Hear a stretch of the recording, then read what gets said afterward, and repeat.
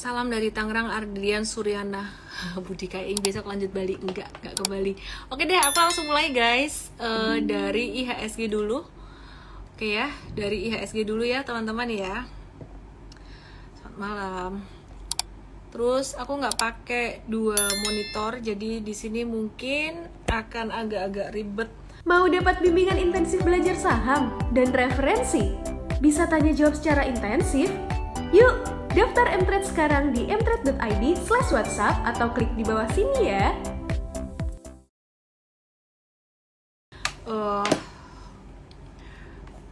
View-nya agak-agak ribet gitu ya, jadi teman-teman harap maklum. Oke. Nah, ini IHSG tuh sebenarnya masih rawan koreksi. Aku kalau boleh pasangin satu garis di sini, satu garis Fibonacci ya, Fibonacci retracement. Ini IHSG bisa terkoreksi tuh, normal correction bisa sampai 6950 ya. Kalau sampai turun ke situ itu normal gitu. Dan sebenarnya hari ini kalau kita perhatikan semua saham itu cenderung terkoreksi ya. Jadi cuman GoTo aja nih yang jadi istilah kata tuh penyelamat IHSG tuh, maksudnya bikin IHSG naik karena dia punya market cap lumayan gede ya, market capnya gede untuk Gojek, Tokopedia gitu. Nah, untuk GoTo sendiri ini kan memang merupakan sektor teknologi ya. Beberapa waktu yang lalu kita sempat bahas IHSG udah di ketinggian, hindari saham-saham sektor banking, big cap, dan juga sektor teknologi yang udah naik banyak. Nah, kok malah hari ini kita beli GoTo sih Mtrade, karena beda. Kalau GoTo ini dia agak-agak anomali, beda dengan saham tech lain yang udah lumayan banyak naiknya gitu ya. Jadi untuk GoTo sendiri dia malah cenderung sebelumnya tuh turun terus, dan hari ini tadi breakoutnya tuh juga cakep, volumenya tuh cakep. Jadi Mtrade hari ini tadi ada beli GoTo gitu. Oke, terus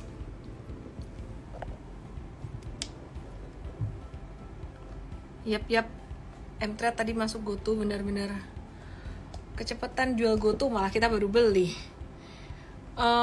Terus kita mau bahas juga untuk saham yang lainnya. Aku mau bahas, kayaknya hari ini nggak terlalu banyak yang aktif ya, dan kita cenderung wait and see. Dari Mtrade sendiri cenderung wait and see guys. Putus-putus ya. Oke ya, jadi dari Mtrade sendiri cenderung wait and see. Aku mau review untuk saham ASI ya, Astra International ya. Suara hilang, bentar ya, aku ganti wifi dulu.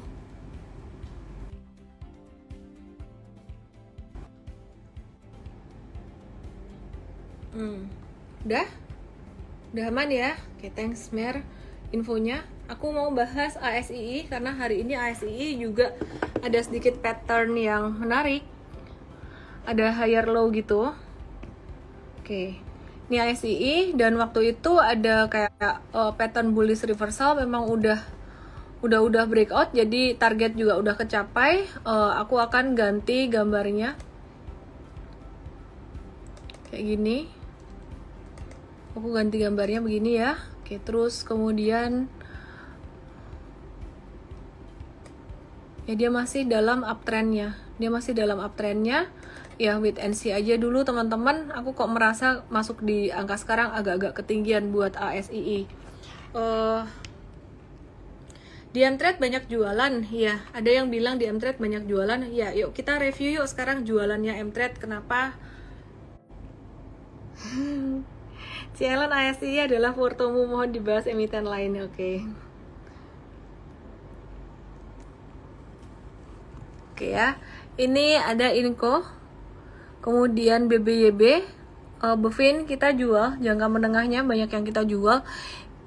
Ini cuannya, profitnya ya. Jadi kalau kita masih hold, ini belum dianggap sebagai profit ataupun loss gitu. Jadi ya ini jangka menengah, akhirnya kita juga jual gitu. Jadi kita nggak mau ngejudge market kayak oh habis ini mau crash atau gimana, enggak sih.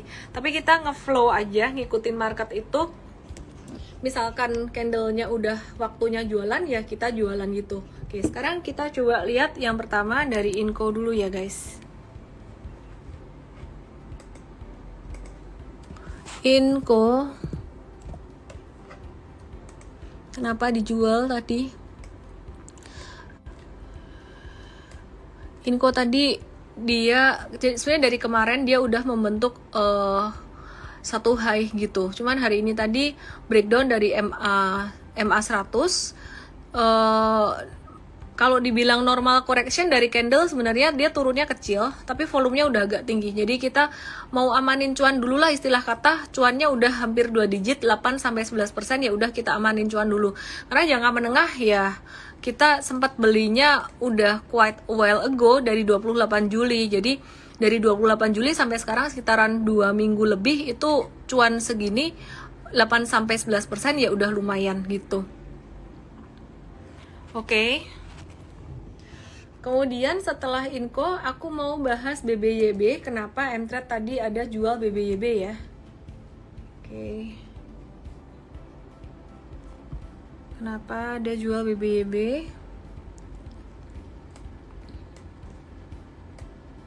Ya, jadi untuk BBYB sendiri kemarin sebenarnya udah membentuk satu high. Tapi hari ini tadi kita confirm jual.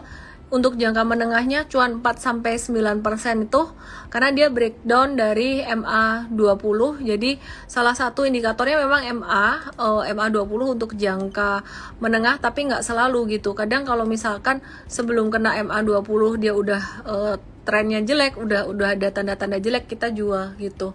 Ya ini BBYB technically kayak gini. Oke, terus kemudian aku mau bahas untuk saham yang lain. Ini banyak banget yang nanya BBRI. Sebelum aku review kenapa Mtrade jual beberapa saham, aku bahas BBRI dulu aja ya. Hopefully internetnya lancar. Oke. Aku bahas BBRI. Ya, jadi BBRI ini kalau diperhatiin dia ngebentuk pola inverse saucer kecil gini, dan kalau misalkan dikasih koreksi seandainya dia turun lagi sampai ke 4000, wah itu ya kesempatan banget. 4000 tuh di sini. Oke, aku geser dikit kameranya. Ya, 4000 tuh di sini ya, di candle ini. Jadi kalau misalkan turun sampai ke situ, wah ya kesempatan banget. Kalau kita perhatiin sih kayaknya nggak bakalan sampai situ deh. Sementara ini supportnya yang lebih kuat tuh di 4190 dalam jangka pendek. Terkait berita inflasi mau naik gimana? Ya itu jadi kesempatan untuk kita masuk ke sektor banking, karena banking udah lumayan tinggi, termasuk salah satunya juga BCA gitu. Oke, aku lanjutin lagi sebelum ada pertanyaan frequent question lainnya. Aku lanjutin lagi kenapa kita jual beberapa saham. Kenapa kita jual beberapa saham ya? Oke, sekarang kita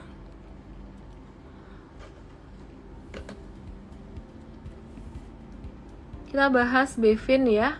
Bevin jangka menengah dijual juga nih, cuan 8-11%. Ini penting banget guys, kalian belajar cara jualan tuh penting banget. Jangan sampai cuman tahu masuknya doang atau belinya doang terus nggak ngerti nih cara jualannya gitu. Bevin ini tadi sempat breakdown, tapi sore hari ditarik naik lagi. Jadi malah sebenarnya jadi dia mantul dari support gitu. Wah, kalau gitu gimana dong nggak jadi breakdown? Ketiwas tadi udah jualan gitu. Ya tinggal ditunggu aja, kalau misalkan ada tanda-tanda bagus kita tinggal buyback kok. Nggak ada salahnya jualan dengan posisi cuan. Pokoknya yang penting cuan itu udah winnernya lah, udah winning lah, kita udah cuan gitu. Oke, terus kemudian itu Bevin ya. Jadi sekarang malah dia ketahan di MA 100 sama MA 200 gitu. Terus tirakatan way katanya. Oh, tirakatan. Oke. Mtrade menengah banyak yang dijual. Kenapa ya? Inovatif investing. Ya ini lagi dibahas ya. Lagi dibahas. Oke, sekarang untuk Akra. Akra ini kita juga jual jangka menengah cuan 5-8%. Kebetulan nggak banyak untuk yang Akranya. Oke, kenapa dijual? Ketiwas. Berantakan nih rambutnya. Yap. Akra sih dijual simply karena dia membentuk, nah ini ada satu insight lain, dia membentuk lower high, high-nya lebih rendah daripada high yang sebelumnya, dan dia breakdown dari MA MA20 gitu. Nah kalau Akra ini kita tungguin aja supportnya sekitaran level 1070 sampai 1100. Kalau misalkan jatuh ke situ ada retracement, ada pantulan, bisa nih dimanfaatkan untuk buy on retracement gitu. Tapi sementara ini jangan dulu, jangan nangkep pisau jatuh, oke ya. Martli underscore Ars nanya 18 Agustus IHSG akan koreksi ya. Terus dia pakai emoticon takut gitu. Sebenarnya nggak usah takut, yang namanya kalau udah teman-teman siap masuk ke saham atau ke capital market tuh ya siap naik turun gitu. Oke?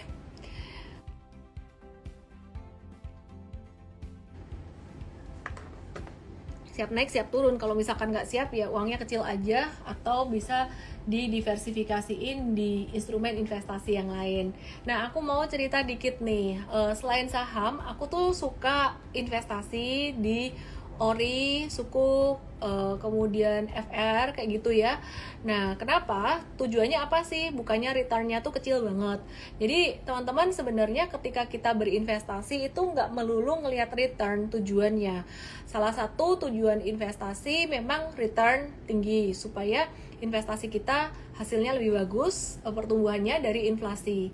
Tapi kalau kita pikir-pikir ada tujuan investasi yang lain, yaitu tujuan investasi yang kedua untuk sekedar menjaga nilai uang kita untuk tetap stabil. Terus kemudian kita juga memilih instrumen investasi yang cenderung liquid gitu, jadi gampang dicairkan gitu. Jadi mungkin kalau ORI, FR, terus kemudian Sukuk ya nggak sampai yang liquid banget gimana gitu. Tapi sebenarnya ya bisa kalau teman-teman mau cairin.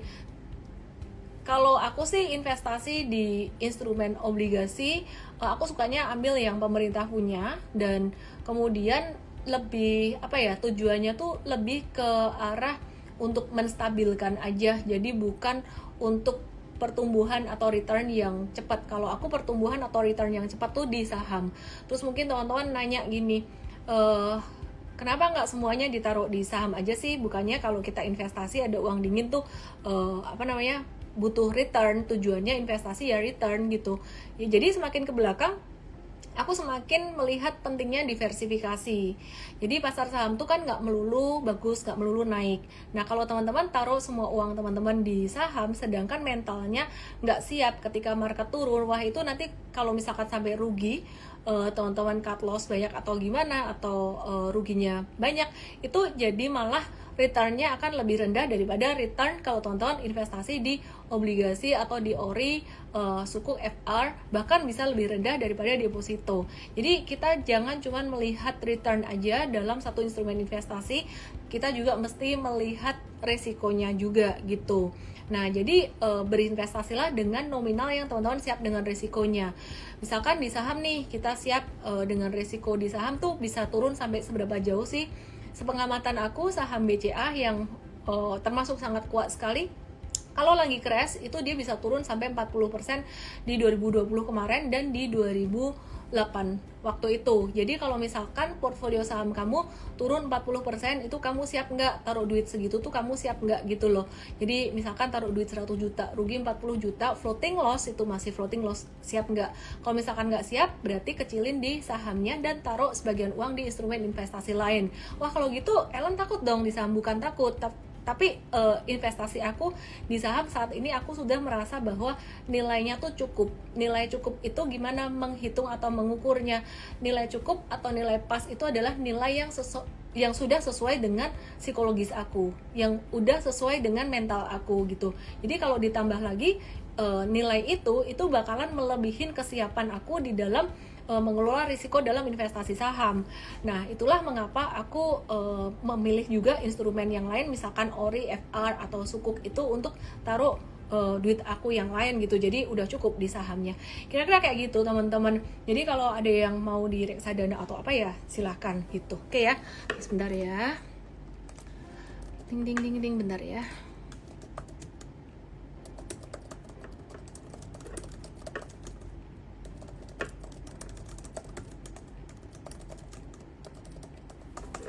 Oke, masuk saham semua sekalian jadi bandar, Miss, kata Blacky. Apaan? Oke. Aku mau bahas saham yang lain. Sektor apa sekarang yang menarik? Sektor yang lagi menarik adalah sektor yang belum banyak naik gitu. Jadi sektor yang belum banyak naik, yang masih diem-diem aja tuh ada sektor poultry and pulp and paper, terus kemudian retail, yang itu jadi watchlist kita. Dan itu juga kayaknya udah dibahas di seminar Sabtu kemarin yang kita bicara tentang saham-saham value investing dari second liner gitu. Tapi kalau untuk trading kayaknya sekarang hampir semua sektor tuh sama wait and see dulu. Bahkan juga komoditas kita juga wait and see. Lagi nungguin inflasi juga saat ini ya. Oke. Terus ini banyak yang nanya konstruksi, WSKT dan kawan-kawan. Kayaknya aku mau bahas dulu nih kenapa Mtrade jual beberapa saham, baru abis itu aku ke WSKT dan juga saham konstruksi ya. Nah ini aku mau bahas, tadi udah bahas Akra, kenapa kita jualan Akra, sekarang aku mau bahas Excel. Kenapa sih penting kita belajar tahu kenapa kita jualan, bukan cuman kita beli. Karena jualan itu sebenarnya yang merupakan hasil akhirnya, kita merealisasikan keuntungan atau membatasi resiko. Hasil akhirnya tuh untung atau rugi ya dari jualan itu. Oke, sekarang kita lihat Excel tuh Mtrade ada range belinya cukup lebar waktu itu, jadi profitnya tuh sekitaran 2-15% gitu ya, dari range beli bawah sampai atas. Nah sekarang kita coba lihat untuk Excel kenapa kita jual. Oke, semuanya sih sebenarnya kalau buat trading gini lebih ke technical.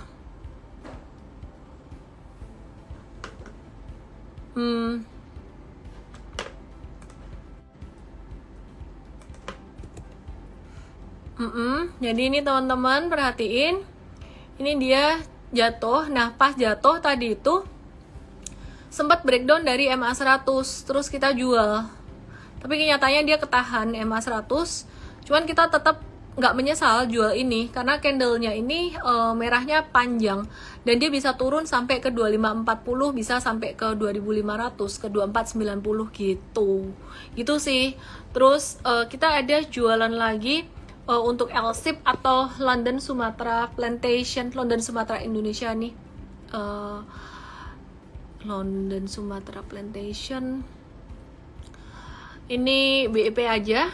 Oke, aku coba buka untuk LSIP-nya.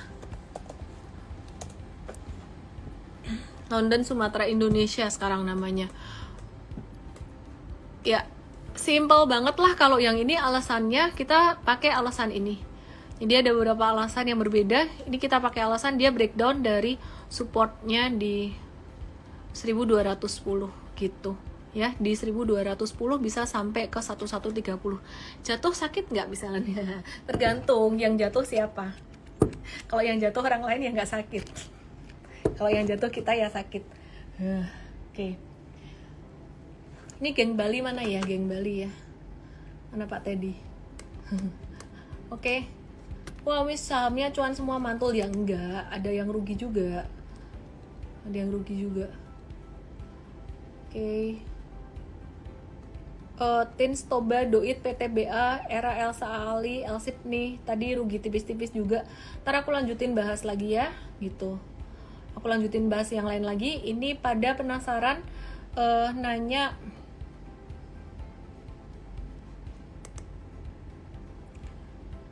enaknya apa ya? Tekim? Ada Pak Teddy tuh. Tekimnya lagi kena MA 100 juga, dia rawan koreksi juga, bisa menuju ke 6375, sekitaran 6375-an. Marketnya lagi, aku cek ya, market value berapa hari ini, lumayan sih, 13,4 triliun, tapi kayaknya ini banyak di GoTo-nya gitu. Jadi hari ini asing tuh masih net buy, masih net foreign buy, di saham BCA itu 321 miliar, tapi udah ketinggian guys. Kita investor retail jangan ikut-ikutan ya, si Aseng nih duitnya banyak gitu. Bank Mandiri 62 miliar, ASII 59 miliar, BBNI 62,9 miliar, dan MAPI Mitra Adi Perkasa 48,7 miliar. Ini menarik, kita coba cek MAPI ya. mungkin lebih dilihat secara fundamental sih kalau MAPI, tapi teknikalnya ada menariknya juga nih.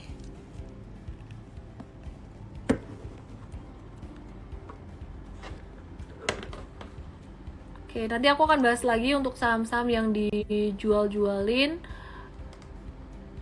pada BEP mostly. Oke ya. Jadi ini untuk MAPI udah breakout dari 1000. Cuman hati-hati ya. Nah, ini tips, aku kasih tips nih biar kalian juga ngerti. Kalau kita ngomong satu saham volatile, itu ciri-cirinya gimana sih? Ciri saham volatile tuh ini ekornya panjang. Jadi di 8 Agustus nih dia naik signifikan, terus kemudian dia turunnya juga signifikan gitu. Bayangin ini ekornya aja kalau dari bawah ke atas dia naik sekitaran 8%, sedangkan kalau dari atas puncak sampai ke bawah ini misalkan teman-teman beli di atas terus jatuh, ini langsung turun 7% gitu. Nah, kayak gini saham-saham yang kayak gini nih, ini ciri-ciri saham yang cocok untuk scalping sebenarnya. Apakah si Aseng lagi scalping? Oke. Masih belum selesai hitung cuan gotuh. Oh, Pak Teddy cuan tuh. Oke. Ngeri ya, katanya ada yang ngeri. Sebenarnya nggak ngeri sih kalau misalkan teman-teman tradingnya uangnya nggak banyak-banyak atau mungkin ngerti. Yang penting ngerti. Yang paling bahaya tuh teman-teman kalau misalkan pemula nggak ngerti semua saham dihajar gitu. Jadi bagusnya kalau teman-teman masuk ke mTrade tuh belajar, diajarin, ngertiin mana sih saham yang high risk, mana yang low risk tuh diajarin gitu. Oke, aku mau kasih tips investasi lagi buat teman-teman yang nggak mau ribet untuk trading gitu. Selain tadi diversifikasi ke instrumen yang lebih low risk, contohnya kayak ORI dan juga reksadana ada pendapatan tetap dan RDPU, terus reksadana campuran. Kalau aku sih reksadana, kalau buat aku ya, personally kalau buat aku tuh nanggung. Istilah kata kalau mau cuan lebih banyak tuh aku langsung ke saham. Tapi kalau misalkan aku mau aman, istilah kata tuh mau lebih low risk, aku langsung ke obligasi negara gitu. Jadi obligasi pemerintah gitu. Nah, aku mau kasih tips lagi buat teman-teman yang investasinya cenderung gak suka untuk investasi yang terlalu high risk. Mungkin pilihan lainnya juga bisa ke gold. Terus kalau properti gimana? Kalau properti itu kalau menurut aku sih aku kurang suka, karena buat aku sendiri aku ngelihatnya properti terutama di kota besar di Jakarta tuh kok kayak udah overvalue. Dimana aku bukan ngomongin ngejelekin investasi yang lain sih, enggak, ini mungkin pendapat pribadi aku aja. Aku ngelihat harga properti yang dulu sempat aku punya di Jakarta tuh sampai bertahun-tahun, mungkin kena pandemi juga, jadi nggak naik-naik. Tapi kalau misalkan uang itu ya ini mungkin agak subjektif, aku taruh di saham kayak di saham big caps, nah itu lebih bagus returnnya. Nah, tipsnya dari aku adalah kalau misalkan kamu takut di saham, kamu pilihnya tuh benar-benar saham yang sangat strong banget gitu. Saham yang strong banget tuh apa sih? Ya pilihannya di Indonesia sih itu aja. Gampang kok sebenarnya, kalau bukan mau yang sampai return yang sampai cepet-cepet banget gimana, kamu pilih aja BCA, BRI itu pas lagi jatuh-jatuhnya, which is bukan sekarang, nonton IG Live aja terus ntar dikasih tahu. Terus kemudian Astra International itu pas lagi jatuh-jatuhnya juga. Dan yang menarik sekarang ini nih, kalau aku lagi watch banget yang sekarang lagi jatuh, yang lagi di bawah harganya, dan kalau menurutku sih dalam beberapa bulan ke depan bisa naik, yaitu ICBP dan juga Indofood. Kenapa? Karena ini udah ada woro-woro nih, harga mie instan bakalan naik, inflasi harga mie instan bakalan naik ya. Logikanya aja revenue mereka bakalan naik, meskipun juga beban mereka sebenarnya dari komoditas tuh juga lumayan tinggi, tapi however revenue mereka bakalan naik. Jadi susah buat naikin revenue dari perusahaan consumer good, karena demand-nya sebenarnya ya segitu-segitu aja. Nggak mungkin orang makin kaya terus jadi beli Indomie satu truk gitu. Yang bikin revenue-nya naik tuh ya dia naikin harga jual, itu aja. Oke ya, harga mie naik beritanya. ya oke. High risk tapi cuan banyak apa gitu.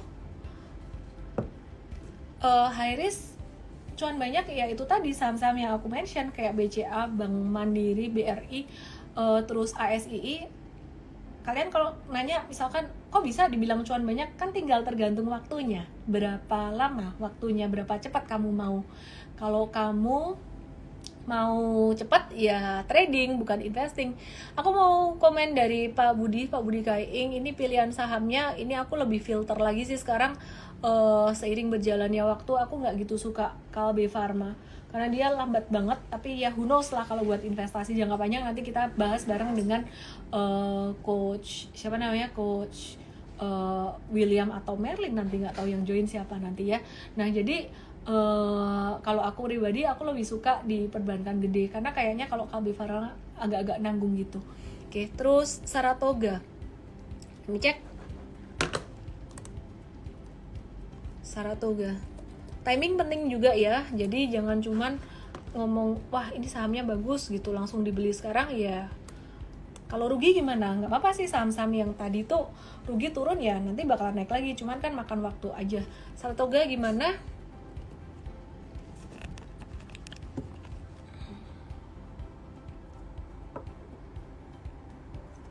Oke.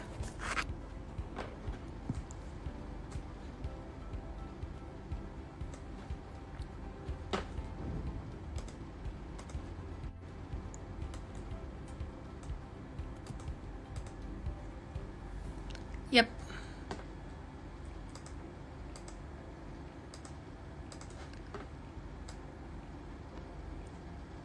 Kira-kira kayak gini. Dia bisa turun normal, correction sampai 2500 untuk Saratoga. Terus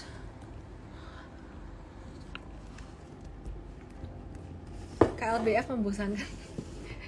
Iya kalau buat trading membosankan, tapi kalau buat investing nanggung juga gitu. Jadi KLB Pharma itu kayaknya bagus buat hedging. Hedging tuh istilah kata nggak mau terlalu naruh di saham tapi nggak mau terlalu volatile. Jadi ya slow aja. Sebentar, aku cek ya. Bentar ya.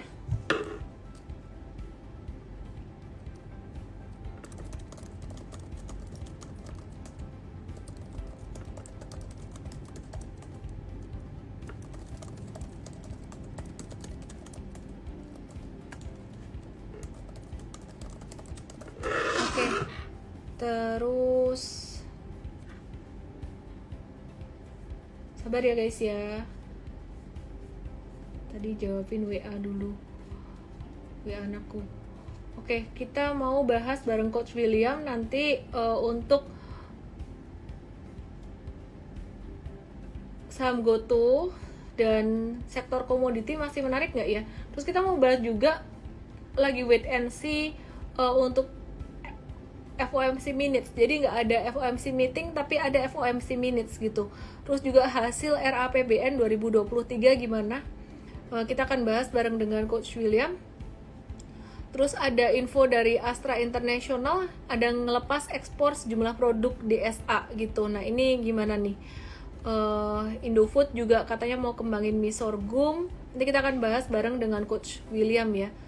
Oke. Let me check, udah join belum ya? Katanya BSKTO, pada penasaran BSKT ya? Sorry, kelupaan. BSKT-nya mau normal correction dulu. Dia lagi di, sebenarnya masih di area bekas breakout-nya dia belum breakdown lagi, belum. Tapi ya koreksinya normal aja sih. Hari ini volumenya kecil banget koreksinya dibandingkan kemarin pas naik volumenya tinggi gitu. Jadi ya wait and see dulu aja teman-teman ya yang baru mau masuk ya. Coba aku invite Coach William ya.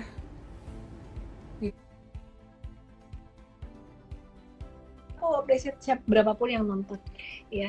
Mungkin ini lagi pada jalan-jalan semuanya, besok libur. Oke. Hai, halo Miss. Malam. Ya. Oke, hai. Thread hari ini di friend, let me check, ada jualan friend nggak ya? Kok nggak ada ya? Nggak ada thread, nggak ada jualan friend sih. Let me check ya. Ya nggak ada. Ya.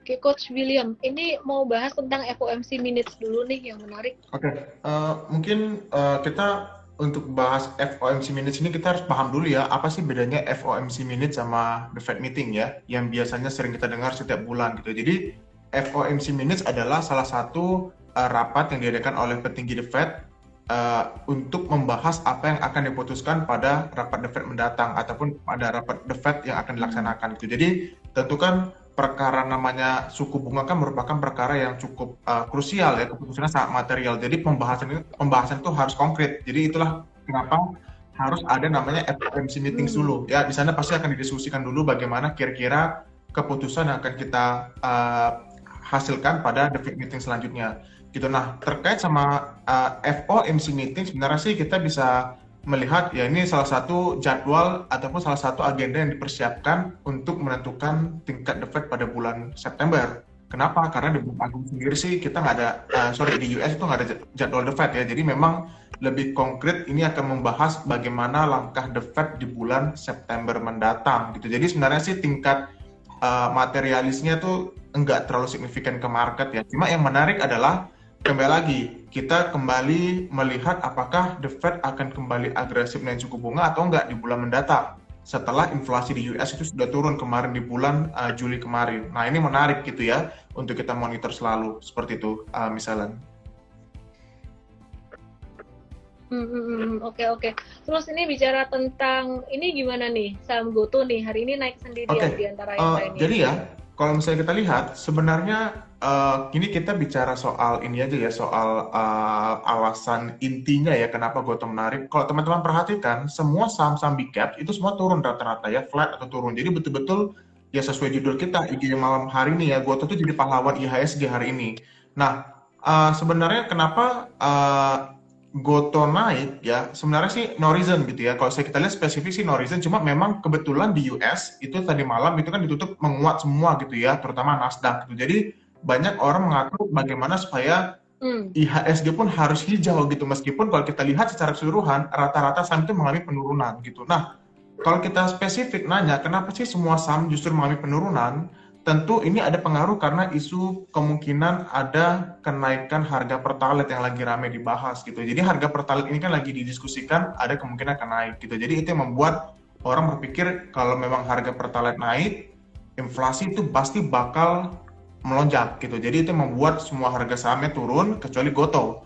Ya GoTo sendiri sih sebenarnya menurut aku secara finansial, secara kinerja sih sebenarnya tidak ada yang terbaru ya untuk hari ini. Ya kita pikir semua masih didorong oleh faktor penguatan di Nasdaq tadi malam. Gitu sih misalnya. Oke. Terus komoditas gimana kabarnya? Nah, kalau komoditas memang ini kita melihat ada beberapa alasan dibalik dari melemahnya data ekonomi di China ya. Kemarin kan kita melihat beberapa data ekonomi di China baru dirilis dan semua rata-rata itu mengalami perlambatan. Ya, dan karena adanya perlambatan, itu Bank Sentral China melakukan penurunan tingkat suku bunga. Nah, ini menarik teman-teman. Ketika beberapa negara di barat meningkatkan tingkat suku bunganya, di China justru menurunkan tingkat suku bunganya. Untuk apa? Untuk mensupport ataupun untuk kembali mendorong pertumbuhan ekonominya akan lebih baik. Kenapa juga demikian? Karena ya ekonomi China tercatat melambat. Faktor apa yang membuat ekonomi China melambat? Banyak sekali teman-teman, mulai dari adanya kebijakan zero COVID-19, lalu juga kita bisa melihat ada pengaruh juga dari tingkat konsumsi yang melemah dan sebagainya gitu. Jadi kita pikir harga komoditi, terutama harga oil, itu turunnya disebabkan oleh apa yang terjadi pada China yang kita lihat ada mengalami penurunan gitu. Jadi kita sih melihat sebenarnya outlook di semester kedua untuk harga oil, terutama harga komoditas ya, itu sih ekspektasi kita bakal sedikit melambat karena China juga kita melihat saat ini lagi struggling gitu. Tapi nah ini temporary ya, kita masih melihat kemungkinan besar akan ada rebound kalau memang nantinya ada konflik lanjutan antara China dan Taiwan yang kembali memanas. Lalu kita juga bisa melihat bagaimana kalau misalnya nanti Rusia sama Ukraina kembali konflik memanas, nanti biasanya akan mendorong harga oil akan kembali menguat. Tapi untuk saat ini kita lihat sebagian besar akan direspon oleh penurunan pada ekonomi di China, begitu misalnya. Oke. Ini marketnya kayaknya lagi pada banyak yang di resisten juga. Properti di resisten kecil sih, bukan resisten atas. Terus konstruksi juga resisten kecil. Jadi kayaknya mesti slow down dulu beberapa hari ini, and that's normal. Dan kalau ada yang turun banyak, terutama dari banking, kita pakai buat masuk lagi. Oke, guys, selamat merayakan Hari Kemerdekaan Indonesia. Ya, jadi teman-teman, kalau bicara tentang kemerdekaan finansial, aku bicara tentang kemerdekaan hati. Kemerdekaan hati itu gimana sih? Langsung aja nonton. Besok aku post di Instagram Live. Bukan Instagram Live, di Instagram feed aku besok dan juga Instagram Story. Semoga bermanfaat dan selamat menikmati libur buat yang besok nggak upacara. Oke, thank you Coach William, thank you semuanya. Selamat malam dan sehat selalu ya. Bye. Jangan lupa nih ada Merdeka Fiesta nih, langsung aja ke mtret.id /WhatsApp ya, karena dibatasin tiap harinya gitu, jadi langsung aja ke situ. Selamat malam semuanya, merdeka. Bye bye. Thank you everyone, thank you Pak Budi, thank you Starlight. Jangan lupa download aplikasi Mtret di Android dan nikmati edukasi premium sekarang.